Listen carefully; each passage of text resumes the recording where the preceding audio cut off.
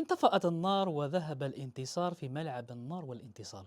هذا ما كتبه أحد متابعي صفحتي على منشور نشرته على وفاق سطيف أمس. نادي جزائري عريق مليء بالبطولات والتاريخ، لكنه اليوم يعاني من سوء التسيير رغم امتلاكه لشركة وطنية تدعمه ماليا.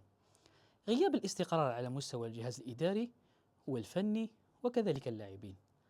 هذا الموسم فقط تعاقب على الفريق ثلاثة مدربين: الألماني أنطوان هاي، الجزائري توفيق روابح، والمدرب الحالي ميتشو. وفي كل مرة النتيجة واحدة: تذبذب الأداء وغياب الانسجام.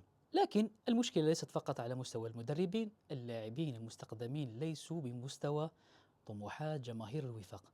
قميص يحمل تاريخا وثقلا لا يتحمله أي لاعب بدون مستوى كاف.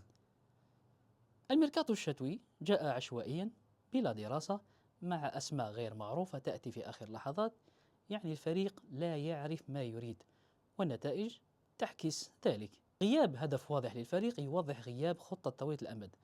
الفريق يسير بلا خارطة طريق، وهذا يظهر جليا على أرض الملعب: تحركات بلا معنى، تمريرات بلا اتجاه، ونتائج مخيبة للجماهير. ولا ننسى التعتيم الإعلامي. صفحة النادي الرسمية أحيانا تمر 5 أيام بلا أي تحديث، حتى تقديم اللاعبين الجدد أصبح شبه معدوم، مما يزيد الإحباط لدى الجمهور.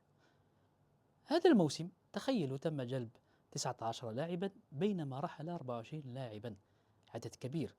أموال ضخمة جاءت من صفقات بوشامة ووزدر تجاوزت قيمتها 8 مليارات، لكن إدارة الفريق لم تعرف كيف توظفها بشكل صحيح.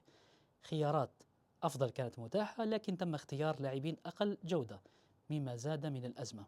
وفاق سطيف تاريخ عريق، جماهير وفية، إنجازات كبيرة، كل هذا يتعرض للخطر بسبب الإدارة العشوائية.